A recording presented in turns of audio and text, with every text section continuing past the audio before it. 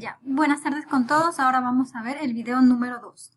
Bien, habíamos hablado del modelo piramidal jerárquico para automatización industrial y por tanto está dentro de lo que es instrumentación industrial, nuestra materia a analizar. Como primer punto teníamos integración y gestión. ¿A qué se refiere? Se refiere a la gestión de la producción que comunica distintas plantas a través de ambientes de integración de sistemas, información para la toma de decisiones a nivel gerencial. Esta es la última etapa en realidad en una empresa, es básicamente donde llega toda la recopilación de los datos medidos a través de instrumentos, a través de sistemas de control como SCADA, de monitorización, de controladores como PLC, entre otros más. Toda esta información llega al final en la primera etapa, integración y gestión. Esta información es crucial especialmente para el nivel directivo, para el nivel gerencial, donde se toma una decisión si se debe vender o no vender cierto producto, si se debe producir en mayor cantidad o no. Este es el primer nivel. Luego tenemos el segundo nivel, que es la supervisión y control. ¿Ya? Recordando, solo para que recuerden, este es el modelo piramidal integrado de un sistema automatizado que estamos analizando. El primero fue integración y gestión. A continuación, supervisión y control y así hasta llegar al quinto, los cuales los dos últimos serán de nuestros análisis. El segundo, supervisión y control, se refiere que visualiza los procesos desde centros de operaciones automatizados. Se realizan acciones de control sobre los procesos. Es aquí donde nosotros vamos a darnos cuenta que existen sistemas de SCADA, sistemas de HMI, donde dentro del computador se puede, casi como un videojuego, se puede ver cada una de las acciones de un proceso industrial en campo, se lo puede ver de manera graficada, como un videojuego. Se puede ver si la bomba se enciende, se apaga, si la banda transportadora continúa, no continúa, si es que existe una anomalía, se presentará una alarma y el monitor, o en este caso el computador donde se encuentre el operador, va a poder recibir toda esta información y va a decir, bueno, el proceso tiene una falla, no tiene una falla, hay que hacer esto, hay que aumentar aquello, revisemos el tablero, porque toda la supervisión y control, si hay una emergencia, puede enviar a un mando para apagar o para encender un tablero en especial que sea dedicado para una contingencia. Entonces, en la supervisión y control, a través de sistemas de SCADA o HMI u otros más, porque siempre la tecnología avanza, se monitorea y se controla todo lo que ocurre en el proceso industrial en la planta en tiempo real. ¿Ya? Control y recolección de datos. Es la integración de los instrumentos que ejecutan estrategias de control y permiten la interconexión con el nivel de supervisión a través de telecomunicaciones. Verán, control y recolección de datos. En esta parte hay algo interesante que analizar. Un motor, ¿no es cierto?, una banda transportadora e incluso un PLC. ¿Cómo se comunica con el computador?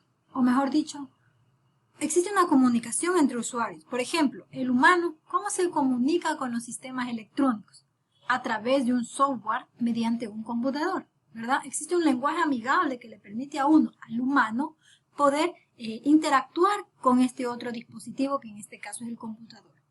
A su vez, hay otra red de comunicación entre el computador y los equipos industriales, que pueden ser, por ejemplo, puede ser los motores, las bandas, el sistema de control que se haya, depende que se haya planificado, puede ser un control de velocidad, un sistema para una mezcla, para un sellado, para tantos procesos de control que existen, ¿no? Pero ellos no se pueden comunicar directamente con los humanos y poder saber cuál es la anomalía. Ellos se comunican a través de otros sistemas, se comunican hacia el computador y el computador, que se realiza a través de supervisión y control, se comunica con nosotros, los humanos. Así llegamos a conocer lo que ocurre en el medio de la planta, ¿ya? Ahora, entonces, control y recolección de datos básicamente se trata de una estructura de software y de instrumentos que recopilan todos los datos. ¿Cuáles datos pueden ser estos? Pueden ser mediciones de temperatura, pueden ser de presión, de caudal, pueden ser mediciones de corriente, de tensión, de amperaje.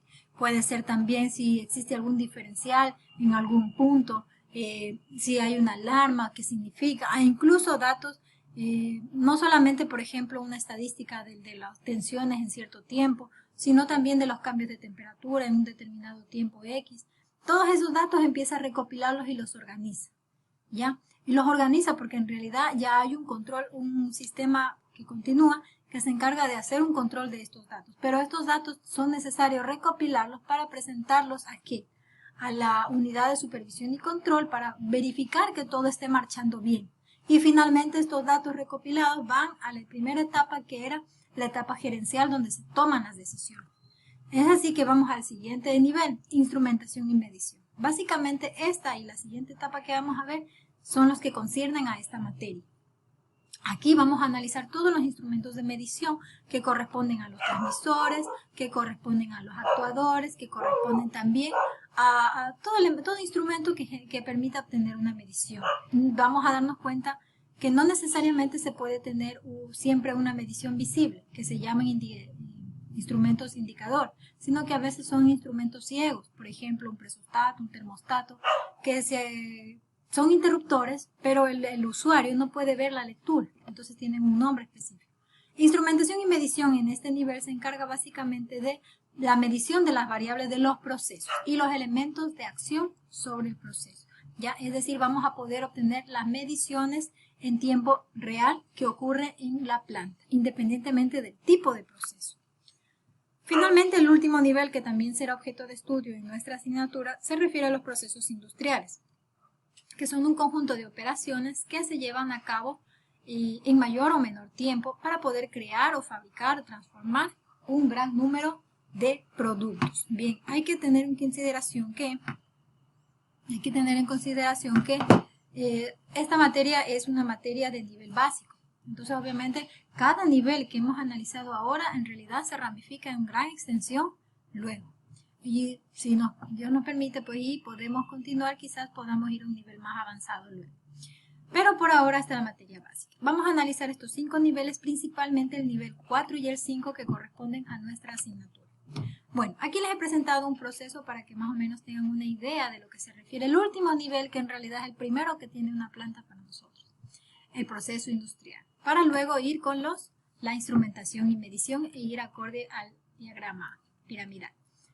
Tenemos un proceso industrial de reciclaje, este es un proceso industrial fábrica de papel, este es un de plástico al hilo, que también es de plástico. Y bueno, antes de ir a las fases del proyecto, debemos tener en consideración algo. Todo es un proceso industrial, desde cómo elaborar cierta manufactura textil, cómo elaborar un celular, cómo hacer un mouse, cómo hacer un lápiz, cómo un plato, un vaso, hasta algo muy grande como fabricar un automóvil o variadores de frecuencia, fuentes de potencia, independientemente de lo que sea, todo ese es a base de un proceso industrial. Ahora bien, un proceso industrial tiene algunas fases, que existen ¿cuáles? La primera es el contacto con la materia prima y hace una manipulación de la misma. Un ejemplo podría ser fábrica de chocolates. ¿Ya? Otra, trabajos de acondicionamiento para transformar la materia prima en cuestión. ¿Ya? Proceso de transformación, propiamente dicho, con las técnicas correspondientes. Procesos de transformación, eso puede ser, por ejemplo, cuando se obtiene un metal o un elemento químico para luego transformarlo ya en una materia prima, y esta materia prima contribuye a la elaboración de otro producto más. ¿Ya? Bien, separación de la materia prima para convertirla en un producto, justo lo que hemos hablado un poquito, creación de los productos finales, ¿ya? Todo es un proceso. Ahora bien, ¿cuáles son los tipos de procesos que existen? Que es importante que esto les quede muy, muy claro. Existen 4 tipos de procesos. 4 tipos de procesos. Repito, 4 tipos de procesos, para que les quede súper claro. El primero, operaciones continuas. ¿Ya? Vamos a ver de qué se trata. Operaciones continuas. El siguiente proceso se refiere a las operaciones discontinuas, también llamadas batch. Operaciones discontinuas, ¿ya? El siguiente es operaciones por lotes. Operaciones por lotes. Si los digo así es para que se lo graben. Es más, si es posible viendo el video se lo graben mejor. Y por último tenemos las operaciones discretas. Entonces, operaciones continuas, discontinuas, por lotes y discretas. 4. Vamos con las operaciones continuas. Los materiales, ya sea a granel o fluidos, al ser procesados, están continuamente en movimiento. Experimentan reacciones químicas o están sujetos a un tratamiento mecánico o térmico. ¿A qué se refiere continuo? Esto significa que trabajan 24 horas al día. Un ejemplo de eso puede ser los fertilizantes, las centrales eléctricas. ¿Por qué son continuas? Son continuas porque ellas pueden trabajar 24 horas al día por un año completo, por ejemplo, y parar al año, tener 2 paradas nomás, o una quizás, o ninguna, sino que haya una paralización cada 4 años también puede ser. Como también, por ejemplo, en el procesamiento del gas natural suele ser así. La refinación de petróleo, no son fábricas que trabajan, por decirles, de 8 a 5 de la tarde, no, trabajan todo el día, y por eso tenemos energía. Las centrales hidráulicas, su función de trabajo es todo el día, por año. Entonces, siempre por eso tenemos electricidad continuamente, ¿no es cierto? Entonces, a este tipo de operaciones o procesos se le llaman operaciones continuas, ¿ya? Ahora bien, las operaciones discontinuas, o también llamadas, son por lo general las que ustedes suelen ver en los procesos. Por ejemplo, cuando realizan Coca-Cola, ¿no? Ya, perdón, un mensaje distractor, pero ya, pasó. Bien, por ejemplo, la Coca-Cola, yo que sé, preparan Coca-Cola, envasan y todo. Lo hacen una hora, cierta hora laboral, ¿verdad? Por decirles, de 8 a 6 de la tarde. Entonces, toda la fábrica funciona, empieza a dar en masa, empieza a despachar los productos y luego los embalan y los colocan para repartirlos de manera dispersa. O, por ejemplo, esas fundas de galletas, qué sé yo, ¿no? Pasteles individuales que empiezan a fabricar uno, otro, y luego los embalan y los venden, los distribuyen, ¿verdad? A ese tipo de operaciones, que es muy común, es lo que más existe por lo general, se llaman operaciones discontinuas o en masa. Finalmente tenemos las operaciones, bueno, no final, faltan 2. Las operaciones por lotes, que se llevan a cabo por secuencias definidas. Consiste en mezclar materia prima y transformarla. Se obtienen los productos en lote y luego se extraen de la manera individual. ¿Qué quiere decir esto? Verán, en estas operaciones, por ejemplo, la farmacéutica o la textil, en este tipo de operaciones son por lo general que utilizan parte de la materia prima y la transforman a algo gigante.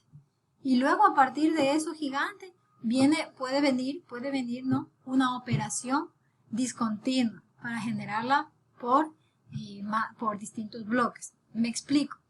Por ejemplo, en la fábrica de textil no se fabrica un tipo de tela cada una, sino que lo hacen de manera masiva, a granel se puede decir, ¿no? Y luego todo este producto pasa por otro proceso o una operación discontinua para dividirla y venderla ya de manera individual a los demás, a la distribución, ¿ya? Y distribuirla a los otros vendedores, perdón. Entonces, las operaciones por lote por lo general transforman la materia prima y la generan en masa. Por ejemplo, cacao. Se procesa por completo el cacao y se obtiene el chocolate en polvo. Pero inicialmente no es que obtienes el chocolate en funditas, sino que lo obtienes en masa, en gran cantidad, a granel. Luego pasa por un proceso, una operación discontinua para distribuirla en pequeños empaques que van a ser embalados y luego distribuidos al usuario en las tiendas o en los centros comerciales, ahí hasta que llegue al usuario final, ¿ya? Pero a eso se refiere. La operación por lote es algo gigante que entrega una materia prima transformada, pero en gran cantidad. Y luego esta pasa a un proceso de operación discontinua donde la reparte de manera individualizada, como le decía, las funditas de chocolate, ¿no? Y hasta que lleguen al usuario final, ¿ya? Las operaciones continuas están lejos de ser así, puesto que ya habíamos visto que trabajan 24 horas al día y son de manera consecutiva, incluso por años. Por ejemplo, la generación de electricidad, refinerías de petróleo, el procesamiento de gas natural, ¿ya? Ahora bien, y por último tenemos las operaciones discretas o por trabajo. Estas, fácil, muy fácil. Un automóvil. Un automóvil, para fabricar un solo automóvil, interviene en gran cantidad de su proceso, solamente para fabricar uno. Entonces, por eso se le llama discretas o por trabajo, porque es por cada cosa. Para fabricar también aviones. Solo para fabricar un avión interviene en gran cantidad de procesos. Y no es que uno tiene aviones a miles por cada segundo, ¿no?, como lo es en la operación por discontinuo, entonces, o por más, sino que aquí se fabrica uno, qué sé yo, en un periodo de 2 semanas, por decir, ¿no? Entonces, a ese tipo de operaciones se le llama operaciones discretas. Bueno, hasta ahí sería este video y ya mismo les presentamos el otro para que continuemos con la clase. Eso sería todo, prepárense para el video 3.